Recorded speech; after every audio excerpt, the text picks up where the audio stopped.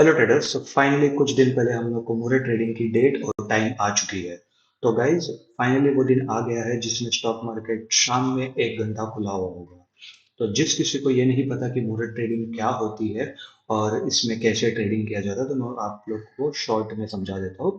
तो पूरे साल में सिर्फ एक दिन ऐसा होता है जिसमें शाम में स्टॉक मार्केट खुला हुआ होता है, और जो उसके नॉर्मल आवर्स होते हैं हमारे स्टॉक मार्केट के 9:15 टू 3:30 के बीच में, तभी मार्केट का हॉलीडे रहता है। तो मुहूर्त ट्रेडिंग होता है लक्ष्मी पूजन के दिन, दिवाली के दिन पे, जो हिंदू धर्म में बहुत ही शुभ दिन माना जाता है। तो इसलिए इस दिन और जो शुभ जो अवसर होता है, उस टाइम पे शाम के 1 घंटे मार्केट खुला हुआ होता है। अब मेरे अकॉर्डिंग आप लोग को मुहूर्त ट्रेडिंग के दिन कभी भी ट्रेडिंग नहीं करनी चाहिए। जी हाँ गाइज, बहुत सारे यूट्यूबर्स हैं जो मुहूर्त ट्रेडिंग के टाइम पे ट्रेडिंग करते हैं, पैसे कमा भी देते हैं, बहुत बहुत लोग गवा भी देते हैं। बट मेरे अकॉर्डिंग जो मेरा पॉइंट ऑफ व्यू है, उसके हिसाब से आपको कभी भी मुहूर्त ट्रेडिंग के दिन पे आपको ट्रेडिंग नहीं करनी चाहिए। क्योंकि जैसे कि मैंने कुछ देर पहले कहा कि मुहूर्त ट्रेडिंग बहुत ही शुभ दिन माना जाता है। तो अगर आप कभी उस दिन पैसे कमा ले तो अच्छी बात है, बट ज्यादातर आपको मालूम होगा कि ज्यादातर हमारे ट्रेडिंग में लॉस होता है। तो अगर आपका उस दिन लॉस हो गया तो आपका तो फेस्टिवल भी खराब हो जाएगा, साथ में पैसे भी लॉस हो जाएंगे, और फिर वो ऐसा होता है ना कि शुभ दिन में लक्ष्मी घर से जानी नहीं चाहिए, लक्ष्मी घर में आनी चाहिए। तो उस हिसाब से आई वुड सजेस्ट कि आपको स्विंग ट्रेडिंग या इन्वेस्टमेंट के अप्रोच से आपको मुहूर्त ट्रेडिंग के दिन देखना चाहिए। तो मैंने ऐसे ही कुछ स्टॉक्स सिलेक्ट किए आप लोगों के लिए। कुछ मैंने 7-8 स्टॉक्स लाया हूँ, और लास्ट के कुछ जो 2-3 स्टॉक्स है वो तो इतने बढ़िया स्टॉक्स है कि आप लोग तो मतलब बहुत ही सस्ते दाम पे उसको ले सकते हो। ठीक है, और इनमें से काफी सारे स्टॉक्स है जो टेक्निकल पॉइंट ऑफ व्यू में अच्छे लेवल्स पे है।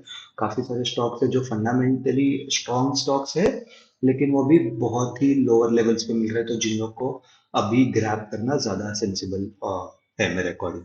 ठीक है, तो चलिए सबसे पहले बढ़ते हैं हम लोग पहले स्टॉक पर। तो हम लोग पहले सबसे महंगे स्टॉक्स पे शुरू करेंगे, फिर धीरे धीरे धीरे हम लोग सस्ते स्टॉक्स पाएंगे। तो मैंने 200 रुपये से लेकर के 5,000 तक के ऐसे कुछ 7-8 स्टॉक्स निकाले हैं। तो चलिए शुरू करते हैं। ठीक है, तो पहला स्टॉक है बजाज ऑटो। ठीक है, अगर आप बजाज ऑटो को देखोगे तो मार्केट ने यहाँ पर एक ऑल टाइम हाई बना था, फिर कुछ दिन मार्केट ने यहाँ पर होल्ड किया, फिर वापस मार्केट ने एक हाई लगा और अभी वापस यहाँ पर मार्केट होल्ड कर रहा है। अभी ये जो लेवल है 5508 का, ये लेवल अगर ब्रेक होगा तो मार्केट एक अच्छी रैली दे सकता है बजाज ऑटो में। और ये 1 डे टाइम फ्रेम का आप चार्ट देख रहे हो, तो इसके अंदर आप देख सकते हो वॉल्यूम भी अच्छे खासा है, और अभी इतने दिन से वॉल्यूम भी थोड़ा कंसोलिडेट कर रहा है। ठीक है, अगर ये ब्रेकआउट देगा तो बजाज ऑटो तो आपको पता है कितना बड़ा निफ्टी 50 का स्टॉक है।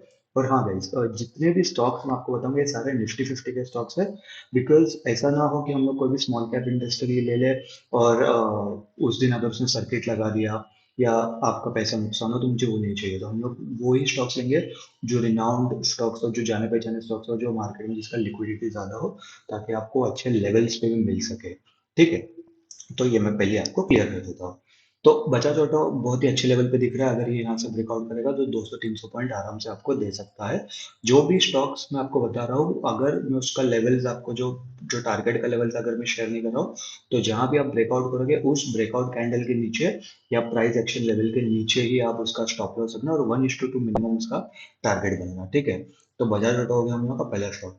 अब ये दूसरा स्टॉक है हमारा ब्रिटानिया। ठीक है, अभी ब्रिटानिया का भी जो करंट स्टॉक प्राइस है 4655 के लेवल पे है, बट इसका जो लेवल है 4694। अगर ये ब्रेक होगा तो कहीं ना कहीं आपको 4900 और उसके ऊपर 5100 के आसपास के लेवल्स मिल सकते हैं। अभी ये स्टॉक क्यों इतना इंपॉर्टेंट है, अभी आप देख सकते हैं इधर वॉल्यूम भी साइमल्टेनियसली बढ़ रहा था, और ये एक ही रेंज में ट्रेड कर रहा है। ठीक है, इतना बड़ा कंसोलिडेशन आप देख सकते हैं, इसके पहले भी इधर यहाँ पर ब्रिटेनिया ने कंसोलिडेशन किया था और एक अच्छा मूव दिया। तो अगर इतना बड़ा कंसोलिडेशन अगर हो रहा है, तो इधर एक अच्छा मूव आने की ज्यादा पॉसिबिलिटी है। कभी भी याद रखना गाइस कि हमेशा मार्केट एक ही डायरेक्शन में ट्रेड नहीं करता। पहले मार्केट ट्रेंडी होता है, फिर वॉलेटाइल होता है, फिर कंसोलिडेट करता है यानी साइडवेज होता है, और फिर उसके बाद वापस ट्रेंडी होता है। तो अभी ये जो है ये साइडवेज फेज में है, तो इधर से ट्रेंडी होने की बहुत ज्यादा पॉसिबिलिटी है, लेकिन जब तक ये लेवल ब्रेक नहीं होगा तब तक हम लोग ट्रेड नहीं करेंगे। ठीक है, अभी ये जो पिछला जो इसका रेजिस्टेंस था, ये वाला ये वाला जो इसका रेजिस्टेंस है, इसने ये तो ब्रेक कर दिया, बट अगर आप देखोगे तो यहाँ पर भी 2 बार मार्केट ने 2-3 बार यहाँ पर भी रेजिस्टेंस लिया। इसके लिए just to be on a safer side हम लोग ये वाला जो रेजिस्टेंस है 4693, अगर आप राउंड फिगर देखा जाए तो 4700 भी कंसिडर कर सकते हैं। ये ब्रेक होगा तो उसके बाद आप ब्रिटानिया में आप ना ब्रिटानिया के शेयर्स खरीद सकते हैं। और तीसरा स्टॉक है हम लोग का एशियन पेंट। अभी अगर मैं एशियन पेंट की बात करूँ तो एशियन पेंट ने इधर बहुत ही अच्छा पैटर्न भी बनाया, अगर आप देख सकते हो। अब मार्केट इतने दिन से गिर रहा था, इधर इसने पुल बैक लिया, इधर वापस गिरा और वापस इधर ऊपर जा रहा था। आप कहीं ना कहीं देखोगे तो डबल बॉटम पैटर्न बनाया है एशियन पेंट ने। और अगर इसका लास्ट स्विंग देखोगे तो यहाँ पर इसका लास्ट स्विंग है, अगर ये ब्रेक होगा जो कि है 3057 के लेवल पे, अगर ये ब्रेक होगा तो 3192 और उसके ऊपर 3325 के दो बढ़िया टारगेट है, ये आपको मिल सकते हैं। अगेन इस पे जो भी कैंडल पे आपकी एंट्री होती है वहां पर आपको 1:2 का टारगेट लेना है। और अगर मैं आपको इसके अंदर एक और एक इंपॉर्टेंट चीज बताओ तो आप देख सकते हो इधर ये जो कैंडल बनी है पिन बार कैंडल, मतलब यहाँ पर सेलर्स मार्केट को तो नीचे लगेगा लेकिन बट बायर्स ने फिर भी उनको पुश करके ऊपर की तरफ लगेगा, तो बायर्स थोड़े ज्यादा स्ट्रांग है। और आपको पता होगा गिरते हुए मार्केट में डब्ल्यू पैटर्न बनना यानी डबल बॉटम पैटर्न बनना कितना ज्यादा इफेक्टिव होता है। ठीक है, तो ये एशियन पेंट्स भी बहुत ही अच्छा स्टॉक है फंडामेंटली भी, और अभी टेक्निकल लेवल्स पे भी बहुत ही आपको सस्ते दाम में मिल रहा है। क्योंकि अगर आप देखोगे तो इसका ऑल टाइम हाई था अराउंड अराउंड 3557 पे, और ये अभी कम से कम उससे 500 से 600 रुपए नीचे मिल रहा है। ठीक है, अभी हम लोग चौथा स्टॉक बात करते हैं कोटक बैंक। अभी आप कोटक बैंक तो देखोगे, लेकिन बैंकिंग इंडस्ट्री में जो हम लोग के HDFC bank, ICICI bank, Axis bank, Kotak bank, ये तीन चार बैंक ही है मतलब जो बहुत ही ज्यादा वेटेज लेते हैं बैंक निफ्टी में। ठीक है, अभी आप देखोगे इतने टाइम से मार्केट लोअर हाइज का सॉरी लोअर लोज का ट्रेंड बनाते हुए आ रहा था। बट अगर आप यहाँ पर देखोगे, ठीक है, आप यहाँ पर देखोगे तो मार्केट ने यहाँ पर इतना बड़ा फॉल तो किया।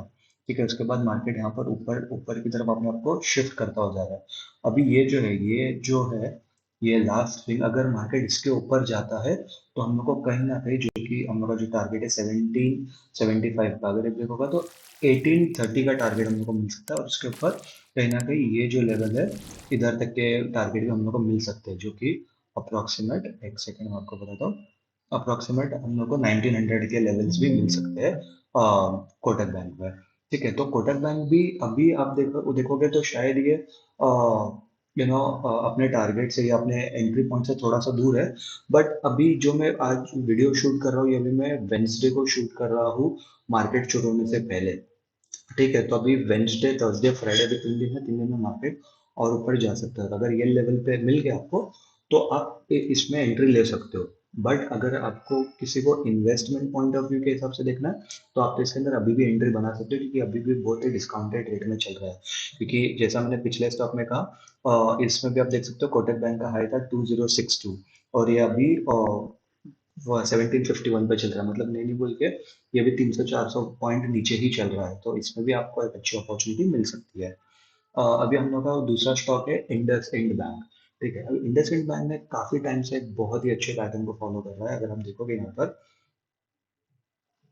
ये आप देखोगे तो ये जो ट्रायंगल पैटर्न है इसको हम अगर असेंडिंग ट्रायंगल पैटर्न बोलते हैं, जो मैंने अपने चार्ट वाले वीडियो में भी मैंने आपको बताया था इसका एग्जैक्टली मकसद क्या है और ये चार्ट पैटर्न कैसे फॉर्म होता है। तो ये है एक बुलिश बुलिश चार्ट पैटर्न। अगर आप देखोगे लास्ट इसकी जो कैंडल ये भी ऑलमोस्ट ब्रेकआउट करी है और एक बड़ी कैंडल है। ठीक है, तो अगर ये यहाँ पर ब्रेकआउट करती है तो देख सकते हो वॉल्यूम भी अच्छे खासा आए हैं। तो यहाँ पर ब्रेकआउट करेगी तो ये ऑलमोस्ट ब्रेकआउट के पास आ ही चुका है। तो 1486 का लेवल है, अगर ब्रेक होगा तो 1582 और उसके ऊपर 1672, ये ऐसे दो बड़े टारगेट है जो आपको मिल सकते हैं। अगर आप इस पे एंट्री लेते हो तो कहीं ना कहीं आपका स्टॉप लॉस 1440 होना चाहिए, यानी कि 40-45 रुपीज का आपका स्टॉप लॉस होगा और 100 रुपए और उसके ऊपर 200 रुपए के आपको टारगेट मिल सकते हो। तो ये आराम से आपका 1:2.5, 1:3, 1:4 के ट्रेड आराम से बन सकता है इंडसइंड बैंक। ठीक है, अगले स्टॉक की बात करूँ तो है सन फार्मा। सन फार्मा को भी आप देखोगे तो सन फार्मा ने भी एक बार पहले इधर ऑल टाइम हाई बनाया, फिर उसके बाद इसको ब्रेक नहीं कर पाया, फिर वापस बनाया, फिर वापस, और अभी इधर चौथी बार आ रहा है। ठीक है, अभी अगर ये लेवल को ब्रेक करेगा सन फार्मा, जो कि 1170, ठीक है, अगर ये लेवल ब्रेक करेगा तो इसके ये तो अपने ऑल टाइम हाई पे ट्रेड कर रहा है, अगर आप देख सकते हैं। ये अपने ऑल टाइम हाई पर ही ट्रेड कर रहा है। मैं वीकली टाइम फ्रेम पर वीक से जुलाई 2023 से लेके अभी तक, मतलब ये नहीं बोल के पिछले 3-4 महीने से एक ही रेंज में ट्रेड कर रहा है। अभी अगर यहाँ से ब्रेकआउट होगा 1170 के जो लेवल है वहां से ब्रेकआउट ब्रेकआउट होगा तो कहीं ना कहीं आराम से 1250 या 1350 तक भी जा सकता है। अगेन जैसे कि मैंने पहले कुछ स्टॉक्स में कहा, जिस किसी भी कैंडल पे आपकी एंट्री होती है, उस कैंडल के लो को या कोई भी प्राइस एक्शन लेवल के लो को आप स्टॉप लॉस रख के आप टारगेट आपका डिसाइड कर सकते हो। मिनिमम 1:2 का आपको टारगेट प्लान करना है ताकि आपका रिस्क टू रिवॉर्ड मेंटेन रहे। ठीक है, तो हम अगला स्टॉक डिस्कस करते हैं। अगला स्टॉक है वो है आईसीआईसीआई बैंक। अगेन अभी आप आईसीआईसीआई बैंक देखोगे तो टेक्निकल लेवल पे ये इतना स्ट्रांग नहीं दिख रहा है, बट इसका इसका भी आप देखोगे तो जो मैंने कुछ देर पहले एक स्टॉक डिस्कस किया था जिसपे डब्ल्यू पैटर्न बनाया था, आई गेस एशियन पेंट था। तो एशियन पेंट की तरह इससे भी एक डब्ल्यू पैटर्न बना के भी ऊपर की तरफ जा रहा है, बट ये जो स्विंग हाई है, ये स्विंग हाई ब्रेक होगा जो कि 960 का। अगर ये ब्रेक होगा तो 983 और उसके ऊपर 1008 का जो लेवल है वो मिल सकता है हम लोग को आईसीआईसीआई बैंक पे। और ICICI bank again HDFC, ICICI, axis, Kotak, ये सारे फंडामेंटली स्ट्रांग बैंक है। आज नहीं तो कल ये मूव देंगे। तो अगर आपको इन्वेस्टमेंट करना है तो जो मैं स्टॉक्स बता रहा हूँ इनमें से आप कोई भी स्टॉक्स पे इन्वेस्ट कर सकते हैं डेफिनेटली। बट मैं वीडियो में आगे बढ़ने से पहले आपको ये बताना चाहूंगा कि ये स्टॉक कोई भी रिकमेंडेशन नहीं है। मैं बस अपना एनालिसिस शेयर कर रहा हूँ। मैं बस अपना एक आइडिया शेयर कर रहा हूँ कि मेरे पॉइंट ऑफ व्यू के हिसाब से कौन से स्टॉक सही लग रहे हैं, कौन से स्टॉक गलत लग रहे हैं, कौन से स्टॉक के किस लेवल पर है और किधर से कितने टारगेट्स दे सकते हैं। बाकी इन स्टॉक्स में आपको इन्वेस्ट करना, ट्रेडिंग करना, स्टॉक्स लेना नहीं लेना, ये सब आपका कॉल है। आप हमेशा आपके जो भी फाइनेंशियल एडवाइजर है जिसकी भी आप सलाह लेकर ही आप स्टॉक मार्केट में इन्वेस्ट कीजिए, ट्रेडिंग कीजिए। ठीक है, कोई भी यूट्यूब इन्फ्लुएंसर किसकी बात सुनकर आपको ट्रेडिंग नहीं करना है। आप बस एक आइडिया देख सकते हो कि हम लोग एनालिसिस कैसे करते हैं और कैसे नहीं करते। ठीक है, और अगर अभी तक आपको ये वीडियो अच्छी लगती होगी तो वीडियो को लाइक कीजिए, चैनल को सब्सक्राइब कीजिए। ये सारे वीडियो बनाने में काफ़ी मेहनत जाती है और हम लोग को स्टॉक्स भी देखना पड़ता है और एनालिसिस भी करना पड़ता है। तो अगर मुझे बहुत खुशी होगी कि अगर आप एक लाइक और एक सब्सक्राइब कर दोगे तो। और कमेंट करके वैसे बताना कि इसके अलावा बाकी आपको को और कौन से स्टॉक जो है जो अच्छे लेवल्स पे आपको दिख रहे हैं, और इसमें से आप कौन से स्टॉक्स में आपको ज़्यादा इन डिटेल एनालिसिस चाहिए। ठीक है, बाकी हम लोग अगला स्टॉक डिस्कस करते हैं अभी टाटा कंज्यूमर। भी टाटा के तो आपको पता ही होंगे कि आपने तो स्कैम 1992 में भी देखा रहेगा जब हर्षद मेहता थे, एक बंदा पूछता है कि कौन से स्टॉक में इन्वेस्ट करना चाहिए, उसने कहा था टाटा के कोई भी स्टॉक में इन्वेस्ट कर लो, ग्रोथ ही होगा। ठीक है, और अभी आप देख सकते हो टाटा कंज्यूमर भी एक काफी टाइम से जो इंडसइंड बैंक में हम लोग को जो एक पैटर्न दिखा था असेंडिंग ट्रायंगल जैसा, वैसा ही काइंड ऑफ एक ट्रायंगल पैटर्न यहाँ पर भी दिख रहा है टाटा कंज्यूमर में। और ये भी एक बहुत ही अच्छे लेवल पे है अभी। ये जो 19,000 सॉरी 9,922 का लेवल है, ये ब्रेक होगा तो कहीं ना कहीं आराम से हम लोग को 1,000 और 1,100 के लेवल्स भी टाटा कंज्यूमर में इजीली मिल सकते हैं आने वाले कुछ टाइम में। ठीक है, बस इसमें सिर्फ ये है कि जो कैंडल ब्रेकआउट होगा वो बड़ी कैंडल से ब्रेकआउट होना चाहिए, क्योंकि अगर आप देखोगे इधर लास्ट कुछ दिन से, 4-5 दिन से इधर बहुत छोटी छोटी कैंडल्स फॉर्म हो रही है। मतलब मार्केट में उतना थोड़ा इन्वॉल्वमेंट या जो वॉल्यूम है वो इतना ज्यादा नहीं आ रहा है। बायर्स और सेलर्स की जो टक्कर है वो बहुत ज्यादा स्ट्रांग है। तो इसीलिए जो भी कैंडल का ब्रेकआउट होगा, जो भी अपने ऑल टाइम हाई पर है, इसके पहले भी जो मैंने स्टॉक्स बताए, वो कैंडल अगर स्ट्रॉन्ग ब्रेकआउट होगा तो लेने में ज्यादा समझदारी है। क्योंकि कितनी बार होता है ना कि मार्केट अपने ऑल टाइम हाई पे जाता है, स्टॉक अपने ऑल टाइम हाई पे जाता है और उसके बाद वहां पर एक बुल ट्रैप हो जाता है। बुल ट्रैप माने कि वहां पर बायर्स को फंसाया जाता है, फिर उसके बाद मार्केट वहां वहां से गिर जाता है कुछ दिन के लिए। ठीक है, तो वो एक बड़ी कैंडल होगी ना, तो उस पर अपने को मालूम पड़ेगा कि वॉल्यूम अच्छा है, स्ट्रॉन्ग ब्रेकआउट है, तो इसमें थोड़ा सा ज्यादा आप कॉन्फिडेंटली ट्रेड कर सकते हो। बट अगेन जब भी आप इन्वेस्ट करोगे, स्विंग ट्रेडिंग लोगे, इनफैक्ट इंट्राडे ट्रेडिंग करोगे, आपको हमेशा आपका रिस्क मैनेजमेंट प्लेस में होना चाहिए। अगर आपका रिस्क मैनेजमेंट सही है तो फिर आपको ज्यादा इतना टेंशन लेना नहीं होगा। ठीक है, अभी ये आई गेस ये आखिरी स्टॉक है। हाँ, पावर ग्रिड। अभी ये जो स्टॉक है ये हमारा आखिरी स्टॉक है, और ये जो सबसे सस्ता स्टॉक है हमारे जितने भी पूरे लिस्ट में था, ये 200 रुपये, 208 रुपये का भी ट्रेड कर रहा है और ये भी अपने ऑल टाइम हाई पे है। अभी अगर ये लेवल जो अपना 208 का जो लेवल है, अगर ये ब्रेक होगा तो उसके बाद ये वापस 250, 300 के आसपास जा सकता है। इसने भी बहुत ही अच्छा मूव दिया है। आप देख सकते हो इधर एक ये भी एक अच्छा ट्रेंड लाइन को फॉलो कर रहा है, एक असेंडिंग ट्रायंगल के हिसाब से ये पैटर्न फॉर्म कर रहा है। धीरे धीरे स्टॉक ग्रो कर रहा है और मतलब धीरे धीरे अपर लेवल की तरफ शिफ्ट कर रहा है, बट अच्छे स्टॉक की निशानी वही होती है कि वो जरूरी नहीं कि एक ही टाइम एक बड़ा रैली देगा और फिर उसके बाद वापस नीचे आ जाएगा, नहीं। वो थोड़ा रैली देगा, फिर कंसोलिडेट करेगा, फिर रैली देगा, फिर एक पुल बैक देगा, फिर रैली देगा और फिर एक पुल बैक देगा।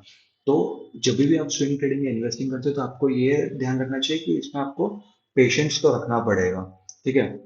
ये ऐसा नहीं है कि आपको एक दो दिन में टारगेट मिल जाएंगे। कुछ स्टॉक्स में हो सकता है कि आपको एक दो दिन में टारगेट मिल जाएंगे, बट काफी सारे टाइम आपको ये भी होगा कि जिसमें आपको शायद एक महीना रुकना पड़े या 2 हफ्ते रुकने पड़े या 3 महीने रुकने पड़े। तो आपको आपका पेशेंस उतना रहना चाहिए। ठीक है। तो आई होप आपको ये सारे स्टॉक्स पसंद आए होंगे। इसमें से आप कौन से स्टॉक्स का आपको एनालिसिस अच्छा लगा, कौन से स्टॉक आपको लगता है कि नहीं ये स्टॉक्स अभी बढ़िया नहीं है इन लेवल्स पे, या अगर कोई दूसरे स्टॉक्स है जो आपको लगता है कि अब भी अच्छे लेवल्स पर है इन स्टॉक्स के अलावा, तो आप कमेंट करके बता सकते हैं। वीडियो अगर अच्छी लगी तो वीडियो को लाइक कीजिए, चैनल को सब्सक्राइब कीजिए और अपने दोस्तों को ये वीडियो शेयर करके बताइए। Thank you for watching this video और हैप्पी दिवाली।